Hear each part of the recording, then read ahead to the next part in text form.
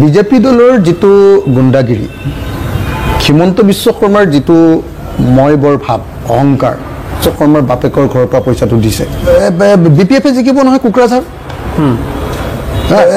বিপিএফে জিকিব নহয় কুকৰাঝাৰ এতিয়া কৈ আছে যে চৰকাৰ পক্ষত হৈ মোক যে বক্তব্যবিলাক দি আছে মোক খং উঠি আছে এতিয়া চৰকাৰ পক্ষত মই কেনেকৈ আপোনাক কথা ক'লো মই আপুনি কোৱা প্ৰশ্নখিনি আপোনালোকৰ প্ৰশ্নটো সাংবাদিক এজনৰ প্ৰশ্নটো হ'ব লাগে সদায় চৰকাৰক প্ৰশ্ন কৰা শাসনত থকা শক্তিবিলাকক প্ৰশ্ন কৰা আপুনি কৈ থকা আপোনালোকে প্ৰশ্ন সদায় উল্টাই বিজেপি পক্ষৰ পৰা বিৰোধী পক্ষৰ মানুহবিলাক আপোনালোকে অত্যাচাৰ কৰি থাকে আপোনালোকৰ অত্যাচাৰ কোনে সহ্য কৰি থাকিব মই এটা কথা ক্লিয়াৰ কৰি দিওঁ অখিল গগৈ ডাঙৰীয়া মই কাৰো পক্ষত অহা নাই আৰু মই আপোনাক প্ৰশ্নখিনি সুধিছো আপোনালোকৰ মনটোত তাৰমানে সংবাদ মাধ্যমৰ বহুত লিডাৰবিলাকৰ মনত তাৰমানে সেই বিজেপিৰ বীজাণুবিলাক চব সোমাই গ'ল সব বিজেপিৰ দৃষ্টিৰে আপোনালোকে আমাক প্ৰশ্ন কৰি থাকে আমি বিজেপিৰ দৃষ্টিৰে প্ৰশ্ন কৰি থকা প্ৰশ্নবিলাক কিয় সুধি থাকিম বুজাই দিয়ক কি প্ৰশ্ন কৰিব লাগে আপোনাক আপুনি যিবিলাক প্ৰশ্ন কৰিছে সেইবিলাক মোক সুধিবলগীয়া প্ৰশ্ন নেকি আপুনি মোক ৰাজহুৱা প্ৰশ্ন কৰক মই ৰাজহুৱা প্ৰশ্ন অখিল গগৈ আমুক কি এইটো কি দৰকাৰ অখিল গগৈ নিজৰ বিষয়ে কি ভাবে সেইটোৰ ওপৰত কি লাভ হ'ব আপুনিহে কৈ আছে মইতো আপোনাক কৈ থকা নাই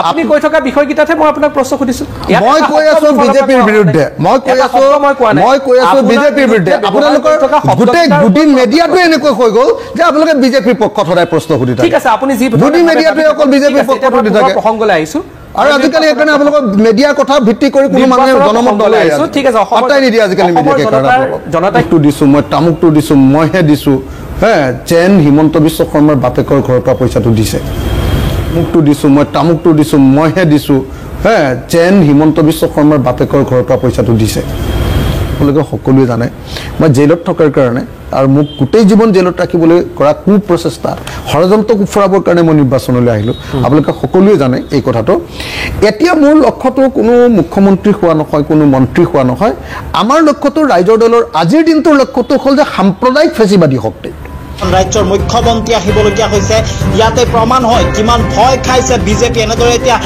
আনন্দ মিশ্ৰ আৰু মুখ্যমন্ত্ৰী হিমন্ত বিশ্ব শৰ্মাৰ মাজত তীব্ৰ বাক বিতণ্ডা হোৱা পৰিলক্ষিত হৈছে कुछ लोग हैं जिन्होंने मतलब उसको एकदम एक बिजनेस बना लिया इस पार्टी को कि हम जैसे जो ओरिजिनल लोग हैं जो इस विचारधारा को मानता उनको साइड कर रहे हैं और सारे फर्जी लोग उस पर कब्जा करते जा रहे हैं जो कि उस पार्टी के कभी थे भी नहीं पूरा दुनिया घूम के आके अब लास्ट में आके यहाँ पे सड़ लिए अब वो जो ओरिजिनल है उनको काटना शुरू कर दिया तो इसलिए भैया अभी जैसे जब तक ये चलेगा इनसे दूर ही जितना रह जाए उतना अच्छा कहाँ से लड़ रहा है कहाँ से ये सब मेंटेन हो रहा है मैंने पैसे नहीं बनाए हैं मैंने रिश्ते बनाए हैं तो जब रिश्ते बनाते हैं ना 1 2 3 4 10 नहीं लाखों लोग हैं जिनसे मैं जुड़ा हुआ हूँ और उसमें से कई हैं जिनसे पर्सनली टच में हो हर आदमी 100 रुपए भी देगा ना तो आप मेरे पास इतना किटी हो जाएगा तो बहुतों के पास इतना तो कहते हैं जिसके पास पैसे होते हैं उनके पास उतने ही पैसे होते हैं और जिनके पास पैसे नहीं होते उनके पास सबके पैसे होते हैं क्या बात कि हमारे माननीय मुख्यमंत्री जाके बोले कि हमको बोला था बीजेपी की सेवा करेगा अब मानसिकता सोचिए वो बीजेपी की सेवा कर रहे हैं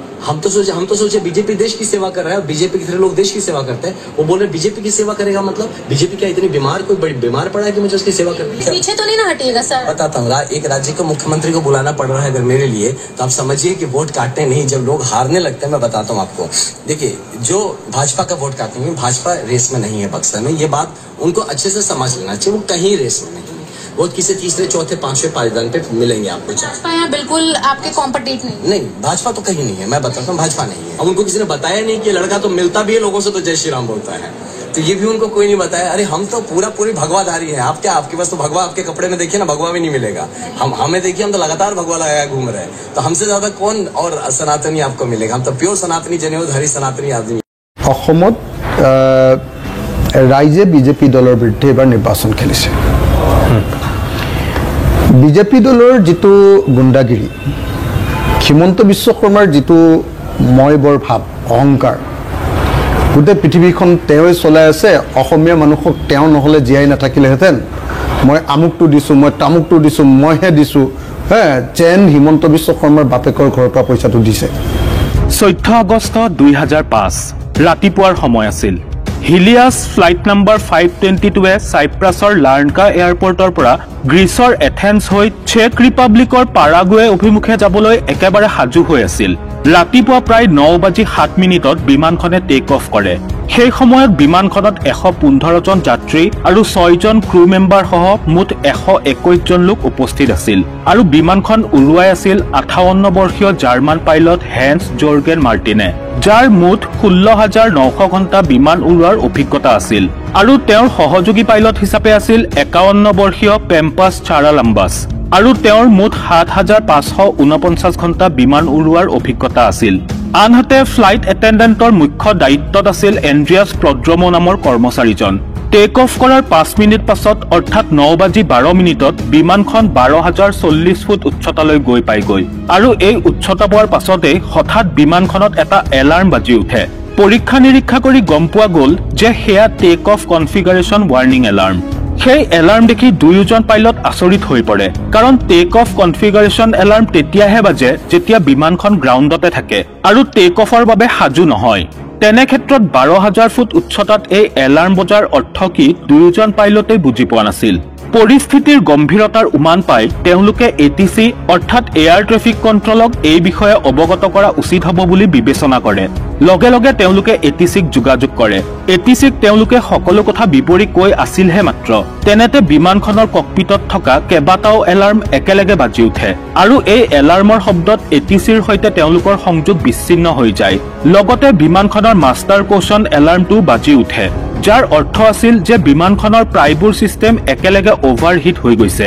দুয়োজন পাইলটৰ সমস্যা ক্ৰমাৎ বাঢ়িবলৈ ধৰে। তেওঁলোকে একো ধৰিবই পৰা নাছিল যে হঠাৎ এইবোৰ কি হৈ আছে। ইফালে এইবোৰ দেখি বিমানৰ ভিতৰত যাত্ৰীসকলৰ মাজত হুলস্থুলীয়া পৰিৱেশৰ সৃষ্টি হয়। ক্ৰু মেম্বাৰসকলে যাত্ৰীসকলক শান্ত কৰাৰ চেষ্টা অব্যাহত ৰাখে। যাত্ৰীসকলে উশাহ নিশাহ লোৱাত যথেষ্ট কষ্ট পাইছিল, সেইবাবে তেওঁলোকৰ অক্সিজেন মাস্কবোৰ নিজে নিজে তললৈ নামি আহে। দৰাচলতে বিমানত যেতিয়া অক্সিজেনৰ মাত্ৰা কমি যায় তেতিয়া অক্সিজেন মাস্কবোৰ আপোনা আপুনি তললৈ নামি আহে। সেই মুহূৰ্তত বিমানখন 18,000 ফুট উচ্চতাত উৰি আছিল। পাইলটে বাৰে বাৰে ATCক যোগাযোগ কৰি সমস্যাটোৰ বিষয়ে অৱগত কৰিবলৈ চেষ্টা কৰি আছিল, কিন্তু তেওঁলোকে কোনোপধ্যেই ATCৰ লগত সংযোগ স্থাপন কৰিব নোৱাৰিলে আৰু কিছু সময় পাছত ATCৰ লগত তেওঁলোকৰ সংযোগ সম্পূৰ্ণৰূপে বিচ্ছিন্ন হৈ যায়। আনহাতে ATCয়েও বিমানখনৰ লগত সংযোগ স্থাপন কৰিবলৈ যথেষ্ট চেষ্টা কৰে, কিন্তু তেওঁলোকে কোনো উত্তৰ নাপালে। বিমানখন ক্ৰমান্বয়ে ওপৰৰ ফালে গতি কৰি গৈ থাকিল। সাধাৰণতে এই ৰুটত বিমান এখনক 1 ঘণ্টা 45 মিনিট সময় লাগে, অৰ্থাৎ প্ৰায় 10:45 এই বিমানখন এথেন্স এয়াৰপৰ্ট গৈ পাব লাগে। 9:23 বিমানখন 34,000 ফুট উচ্চতালৈ গৈ পাইছিলগৈ। ইয়াৰ পাছত 9:37 এই বিমানখন এথেন্সৰ ফ্লাইট ইনফৰমেশ্যন ৰিজনত প্ৰৱেশ কৰে। 10:12 পৰা 10:50 এথেন্স ATC অৰ্থাৎ এথেন্স এয়াৰ ট্ৰেফিক কণ্ট্ৰলৰ দলে ৰেডিঅ' বাৰ্তাযোগে এই বিমানখনৰ লগত সংযোগ স্থাপন কৰাৰ চেষ্টা কৰি থাকে, কিন্তু তেওঁলোকেও কোনো সঁহাৰি লাভ নকৰিলে। ইতিমধ্যে প্ৰায় 10:45 পাৰ হৈ গৈছিল আৰু এই সময়ত বিমানখন এথেন্স ইণ্টাৰনেশ্যনেল এয়াৰপৰ্টত অৱতৰণ কৰাৰ কথা, কিন্তু তেতিয়ালৈ বিমানখনৰ কোনো খা খবৰেই নাছিল। অপ্ৰত্যাশিত কোনো ঘটনাৰ আশংকাত গ্ৰীচ কৰ্তৃপক্ষই তৎক্ষণাৎ নিজৰ অত্যাধুনিক F-16 ফাইটাৰ জেটক এই বিমানখন বিচাৰিবলৈ পঠিয়াই দিয়ে। কিছু সময় পাছতেই এই ফাইটাৰ জেটে হিলিয়াছ 522 বিমানখন বিচাৰি উলিয়ায়। ইয়াৰে এখন ফাইটাৰ জেটে উৰি থকা অৱস্থাতেই এই বিমানখনৰ একেবাৰে কাষলৈ গৈ পায়। এয়ে চাবলৈ যে দৰাচলতে বিমানখনৰ ভিতৰত চলি কি আছে। তেতিয়া সেই ফাইটাৰ জেটখনৰ পাইলটে দেখিলে যে বিমানখনৰ ভিতৰত কো-পাইলট আৰু মেইন পাইলটজন নিজৰ নিজৰ চিটত তলমূৰ কৰি নিথৰ অৱস্থাত বহি আছে। তাৰ পাছত ফাইটাৰ জেটখন পাছফাললৈ গ'ল আৰু পাছফালৰ খিৰিকীৰে ভিতৰৰ অৱস্থাৰ বুজ ল'লে। কিন্তু ফাইটাৰ জেটৰ পাইলটৰ বাবে আচৰিত হোৱা কথাটো আছিল এইটোৱেই যে নিজৰ সমান্তৰালকৈ দুখন ফাইটাৰ জেট উৰি থকা স্বত্তেও এজনো যাত্ৰীয়ে সেই কথা লক্ষ্যই নকৰিলে। কোনো যাত্ৰীৰ ফালৰ পৰা তেওঁলোকে একো প্ৰতিক্ৰিয়াই দেখিবলৈ নাপালে।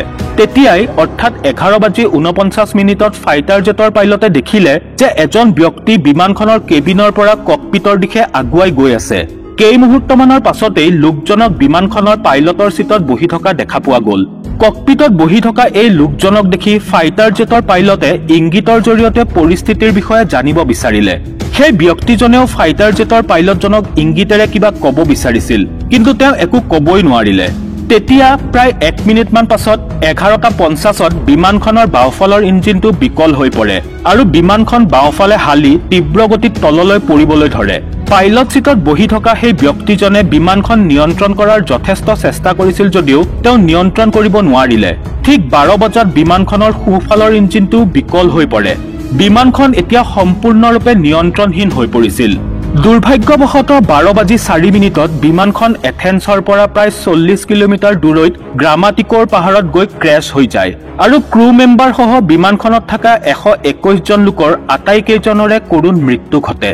বন্ধুসকল, সেই মুহূৰ্তটো এবাৰ অনুভৱ কৰি চাওকচোন, যেতিয়া 121 জন মানুহেৰে ভৰা এই বিমানখনে পাহাৰত গৈ খুন্দা মাৰি দিছিল, তেতিয়া সেই ফাইটাৰ জেটৰ পাইলট কেইজনৰ কেনে অনুভৱ হৈছিল, যিয়ে ইমানবোৰ মানুহৰ মৃত্যু নিজ চকুৰ সন্মুখতে দেখা পাইছিল আৰু তেওঁলোকে একো কৰিবও নোৱাৰিলে।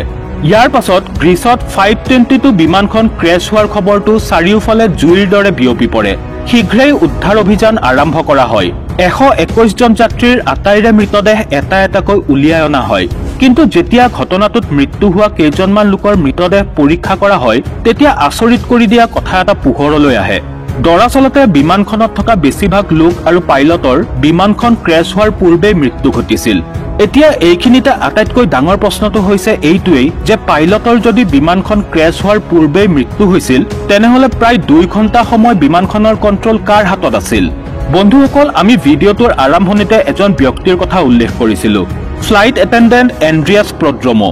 হয়, তেওঁ এণ্ড্ৰিয়াছ প্ৰড্ৰমোই আছিল যিয়ে বিমানখন ক্ৰেছ হোৱাৰ আগমুহূৰ্তলৈ নিয়ন্ত্ৰণ কৰি ৰাখিছিল আৰু শেষ মুহূৰ্তত তেওঁৰ মাতটোৱেই ATC-য়ে শুনিবলৈ পাইছিল। এণ্ড্ৰিয়াছৰ হাতত কমাৰ্চিয়েল পাইলটৰ লাইচেন্স আছিল যদিও ইমান অভিজ্ঞতা নাছিল যে তেওঁ বোয়িং 737ৰ দৰে বিমান কণ্ট্ৰল কৰিব পাৰে। কিন্তু তাৰ পাছতো তেওঁ বিমানখন ঘন জনবসতিপূৰ্ণ এলেকাৰ পৰা আঁতৰাই নিবলৈ সক্ষম হয়। বিশেষজ্ঞসকলে যেতিয়া এই ঘটনাৰ কাৰণ জানিবলৈ অনুসন্ধান আৰম্ভ কৰে, তেতিয়া এই কথা পোহৰলৈ আহে যে বিমানখন যেতিয়া বাওঁফালে হালি গৈছিল, ইয়াৰ কাৰণ আছিল বিমানখনৰ বাওঁফালৰ ইঞ্জিনৰ ইন্ধন শেষ হৈ যোৱাটো। কিন্তু এতিয়াও এই ঘটনাটোৰ মূল কাৰণ জানিবলৈ বাকী আছিল। তেতিয়া হঠাৎ এজন অনুসন্ধানকাৰী বিষয়াৰ দৃষ্টি কণ্ট্ৰল পেনেলত থকা এটা ছুইচৰ ওপৰত পৰিল আৰু এই ছুইচটো আছিল বিমানখনৰ ভিতৰৰ বতাহৰ চাপ নিয়ন্ত্ৰণ কৰাৰ বাবে। এই ছুইচটো দেখিয়ে বিষয়াজনে গোটেই কাহিনীটো বুজি পাই গ'ল। আপোনালোকৰ জ্ঞাতাৰ্থে জনাই থওঁ যে প্ৰেছাৰাইজ বাটনে গোটেই বিমানখনৰ ভিতৰত বতাহৰ চাপ নিয়ন্ত্ৰণ কৰে। সাধাৰণতে বিমানৰ বাহিৰত থকা ইঞ্জিনে বাহিৰৰ বতাহ অলপ অলপকৈ ভিতৰলৈ পঠিয়াই থাকে, যাতে বিমানৰ ভিতৰত থকা লোকসকলে অক্সিজেন পাই থাকে। সাধাৰণতে এই প্ৰেছাৰাইজ বাটনটো অট'মেটিক মোডতে ৰখা হয় আৰু কেতিয়াবা যদি ইয়াক মেনুৱেল মোড কৰা হয়ও, তেনেহলে কেপ্টেইন বা কো-পাইলটে ইয়াৰ ধ্যান ৰাখিব লাগে। এতিয়া ঘটনাৰ মূল কাৰণটো জানিবলৈ আমি আপোনাক ঘটনাটোৰ এদিন আগলৈ লৈ যাব বিচাৰিছো, যেতিয়া বোয়িং 737 বিমানখনৰ ৰুটিন চেকআপ কৰি থকা হৈছিল। ইয়াক ভালদৰে পৰীক্ষা নিৰীক্ষা কৰি ইয়াৰ ছাৰ্ভিচিং কৰা হৈছিল আৰু তাতেই ইয়াৰ পৰীক্ষা কৰা লোককেইজনে ছুইচটো মেনুৱেল মোডত থৈ বিমানখন পাইলটক গতাই দিছিল। বিমানখন টেক অফ কৰাৰ সময়ত পাইলট আৰু কো-পাইলটে সেইফালে মনেই কৰা নাছিল যে তেওঁলোকৰ বিমানখনৰ মেনুৱেল মোডটো অনেই হৈ আছে, যাৰ ফলত বিমানখনৰ ভিতৰত অক্সিজেনৰ মাত্ৰা লাহে লাহে কমিবলৈ ধৰে আৰু সেইবাবে বিমানখনৰ ভিতৰত থকা আটাইবোৰ যাত্ৰীৰে শ্বাস-প্ৰশ্বাসত যথেষ্ট অসুবিধা হয়। আৰু যেতিয়া ককপিটত বহি থকা পাইলটে সেই এলাৰ্মটো শুনা পায়, তেতিয়া তেওঁলোকে ইয়াৰ কাৰণ বিচৰাত ব্যস্ত হৈ পৰে। কিন্তু এবাৰৰ বাবেও তেওঁলোকৰ ধ্যান সেইফালে নগ'ল যে বিমানখনৰ প্ৰেছাৰাইজ বাটনটো মেনুৱেল মোড হৈ আছে। ইয়াৰ ফলত ককপিটতো অক্সিজেনৰ মাত্ৰা কমি গৈছিল, যাৰ ফলত দুয়োজন পাইলটেই অচেতন অৱস্থালৈ যাব ধৰে। বিমানৰ ভিতৰত সকলো যাত্ৰীয়েতো অক্সিজেন মাস্ক লাভ কৰিছিল, কিন্তু ককপিটত অক্সিজেন মাস্ক নিজে নিজে তললৈ ওলাই নাহে, যাৰ ফলত দুয়োজন পাইলট অচেতন হৈ পৰে। লগতে বিমানখনৰ যাত্ৰী আৰু ক্ৰু মেম্বাৰসকলো এজন এজনকৈ অচেতন হ'বলৈ ধৰে, কাৰণ পেছেঞ্জাৰৰ চিটৰ ওপৰত থকা অক্সিজেন মাস্কে কেৱল 12 মিনিটলৈহে অক্সিজেন যোগান ধৰিব পাৰে আৰু অক্সিজেন নোপোৱাৰ ফলত আটাইবোৰে লাহে লাহে মৃত্যুৰ দিশে আগুৱাই গৈ থাকে। বিমানখন ইমান পৰে অটো পাইলট মোডত এথেন্সৰ দিশে আগুৱাই গৈ আছিল। এটা সময় এনেকুৱাও আহিল যেতিয়া সকলোবোৰ মানুহে কৰুণ মৃত্যুক সাৱটি লয় কেৱল এজনক বাদ দি, আৰু তেওঁ আছিল ফ্লাইট এটেণ্ডেণ্ট এণ্ড্ৰিয়াছ প্ৰড্ৰমো। এইখিনিতে আপুনিও হয়তো ভাবিছে যে আচলতে এণ্ড্ৰিয়াছ ইমান পৰ কেনেদৰে জীয়াই আছিল। তেনেহলে আপোনালোকক জনাই থওঁ যে এণ্ড্ৰিয়াছ এজন স্কুবা ডাইভাৰ আছিল আৰু যিহেতু স্কুবা ডাইভাৰসকলে দীঘলীয়া সময়লৈ নিজৰ উশাহ বন্ধ কৰি ৰাখিব পাৰে, সেইবাবেই তেওঁ ইমান পৰে জীয়াই আছিল। কিন্তু অক্সিজেন ভালদৰে নোপোৱাৰ ফলত তেওঁৰ অৱস্থাও শোচনীয় হৈ পৰে। তথাপিও যেনে তেনে তেওঁ ককপিটলৈ গৈ বিমানখন নিয়ন্ত্ৰণ কৰিবলৈ আপ্ৰাণ চেষ্টা কৰে। কিন্তু এথেন্স গৈ পোৱালৈকে বিমানখন যাত্ৰীৰ পৰিৱৰ্তে তেওঁলোকৰ মৃতদেহেৰে ভৰি পৰে এন্ড্ৰিয়াছে শেষ মুহূৰ্তলৈকে বিমানখন নিয়ন্ত্ৰণ কৰাৰ চেষ্টা কৰে যদিও দুৰ্ভাগ্যবশতঃ তেওঁ ইয়াত সফল হ'ব নোৱাৰিলে আৰু অৱশেষত বিমানখনে পাহাৰত গৈ প্ৰচণ্ড জোৰেৰে খুন্দা মাৰি দিয়ে আৰু তাত যাত্ৰা কৰি থকা 121 জন লোকৰ আটাইৰে কৰুণ মৃত্যু ঘটে এই দুৰ্ঘটনাটোৰ প্ৰায় 15 মাহ পাছত গ্ৰীচ প্ৰশাসনে ইয়াৰ প্ৰতিবেদন দাখিল কৰে য'ত কোৱা হৈছিল যে এই দুৰ্ঘটনাটোৰ বাবে একমাত্ৰ এটা সুইচহে দায়ী আছিল আৰু সেয়া হৈছে বিমানখনৰ প্ৰেছাৰাইজড সুইচটো কাৰণ এই সুইচটো সেই সময়ত মেনুৱেল মোডত আছিল যদিও বিষয়াসকলে সেই কথা আওকাণ কৰিছিল কিন্তু প্ৰকৃততে আসল দোষী সেই সাৰ্ভিস চেণ্টাৰৰ কৰ্মচাৰীসকলহে আছিল য'ত বিমানখন ৰুটিন সাৰ্ভিসিঙত গৈছিল কাৰণ তাত তেওঁলোকে প্ৰেছাৰাইজ সুইচটো অটৰ পৰা মেনুৱেল মোড কৰি থৈছিল আৰু সেই কথা কাকো ক'ব লাগে বুলি প্ৰয়োজনবোধ কৰা নাছিল কৰ্মচাৰী কেইজনৰ এই দায়িত্বজ্ঞানহীন মনোভাৱৰ বাবেই হয়তো সেইদিনা 121 জন নিৰীহ মানুহে কৰুণ মৃত্যুক সাবটি ল'ব লগা হয় বন্ধুসকল এই বিষয়ে আপোনালোকৰ মতামত কি আমাক কমেন্ট কৰি নিশ্চয় জনাব আৰু ভিডিঅটো চাই ভাল পালে লাইক আৰু শেয়াৰ কৰাৰ লগতে চেনেলটো সাবস্ক্ৰাইব কৰি কাষতে থকা বেল আইকনটো প্ৰেছ কৰিবলৈ নাপাহৰিব আমি পুনৰ লগ পাম মোৰ আন এটি নতুন ভিডিঅত তেতিয়ালৈ ভালে থাকক ধন্যবাদ